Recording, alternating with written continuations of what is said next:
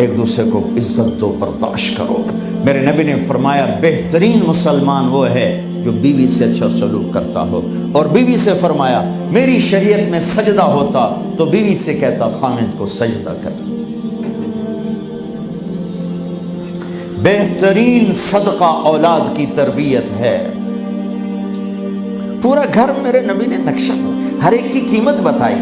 ماں تیرے قدموں تلے جنت، کا کاش میری ماں زندہ ہوتی، تم دیکھتے میں کیا کرتا، میں عشاء کی نماز کے مصلی پر ہوتا، میں سورۃ فاتحہ پڑھ رہا ہوتا، ادھر سے آواز آتی میری ماں کی محمد، تو میں نماز توڑ کے کہتا لبیک اماں جان۔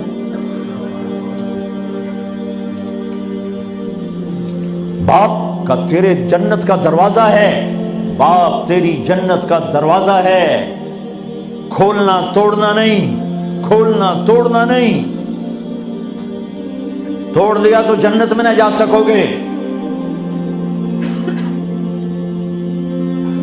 سب سے بہترین مسلمان جو بیوی سے اچھا سلوک کرے، سب سے بہترین عورت جو اپنے خامند کی منشا کو دیکھے۔ پھر آپ نے ایک عجب بات فرمائی جو معاشرے میں بہت بوجھ بنتا ہے جس کا، ہاں بھائی تمہیں ایسا صدقہ بتاؤں جس سے بڑھ کے کوئی صدقہ نہیں، تمہیں ایسا صدقہ بتاؤں جس سے بڑھ کے کوئی صدقہ نہیں۔ انہوں نے کہا جی کیا؟ کہا الابنۃ المردودہ، جس کی بیٹی کو طلاق ہو گئی یا بیوہ ہو گئی اور گھر واپس آ گئی ماں باپ کے، یا ماں باپ نہیں ہے تو بھائی ہیں، وہ ایک بوجھ بنتی ہے ماں باپ پر بھی، اور بھائی تو ویسے ہی باغی ہو جاتے ہیں۔ میرے نبی نے فرمایا اس بچی پہ خرچ کرنا کائنات کا سب سے افضل صدقہ ہے۔ گھر، ایک گھر کیسے چلتا ہے؟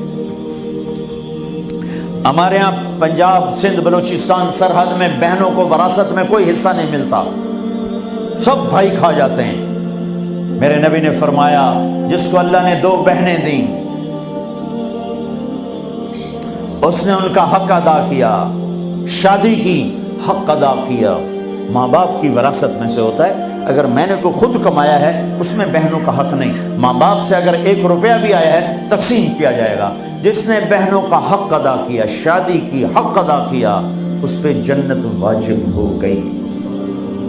جس کو اللہ نے 3 بیٹیاں دی اس نے ان کی ڈولی اٹھائی، وہ جنت میں میرے ساتھ یوں ہوگا۔ ایک بولے اگر 2 ہوں، کہ جس نے 2 بیٹیوں کی شادی کی وہ بھی ایسے ہوگا۔ اللہ بھلا کرے۔ ایک صحابی کا کہ جس کی 1 ہو، کہ جس کی 1 ہے، اگر اس نے اس کو عزت سے رخصت کیا تو وہ بھی میرے ساتھ ایسے ہی ہوگا۔ پھر کئی بچیوں کو طلاق پڑی ہے کہ اس کو بیٹا نہیں ہوتا۔ یہاں آنے سے پہلے کا واقعہ، پنڈی سے بچی رو رو برا حال اس کا، میں تو فون سنتا ہی نہیں ہوں ایسے کہ میرا تو کلیجہ پھٹ گیا ہے۔ کہنے لگی کہ سسرال نے کہا تھا بیٹی ہوئی تو طلاق دے دیں۔ میں نے کہا اس میں میرا کیا قصور ہے، اور بیٹی ہی ہوئی اور مجھے طلاق پڑ گئی، اور میں گھر آ گئی 22 سال کی عمر میں۔ بیٹی دینے والا اللہ اور ظلم کرنے والا سسرال۔ میرے نبی کو اللہ نے بیٹے دے کے اٹھا لیے، قاسم اٹھا لیے، عبداللہ اٹھا لیے، ابراہیم اٹھا لیے، 4 بیٹیاں دی، 3 زندگی میں اٹھا لی، زینب، ام کلثوم، رقیہ، تینوں آنکھوں کے سامنے چلی گئیں۔ فاطمہ سے نسل چلی، آپ نے فرمایا لوگوں کی نسل بیٹے سے چلتی ہے، میری نسل میری بیٹی فاطمہ سے چلی۔ اس لعنت کو دھویا۔ عورت کا کیا قصور ہے اگر اس بیچاری کو بچیاں ہو رہی؟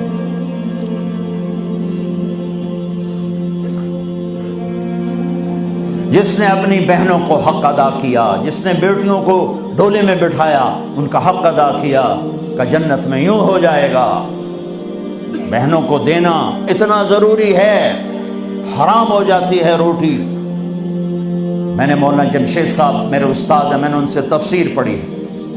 میں ایک دن شہد کی بوتل لے کر گیا، پرانی بات ہے 76-77۔ میں نے کہا حضرت یہ ہدیہ ہے۔ فرمایا کہاں سے لائے ہو؟ میں نے کہا جی میرے اپنے باپ کا ہے۔ فرمایا تیرے باپ نے اپنی بہنوں کو، تیرے باپ نے اپنی بہن یعنی میری پھوپھیوں کو، تیرے باپ نے اپنی بہنوں کو زمین میں سے حصہ دیا تھا؟ یہ سوال کیوں کیا؟ 10 روپے کی شہد کی بوتل تھی اس وقت، کہ اگر دیا تھا تو یہ میں لے لوں گا، اگر نہیں دیا تو پھر یہ حرام ہے، میں نہیں لوں گا، یہ مطلب تھا۔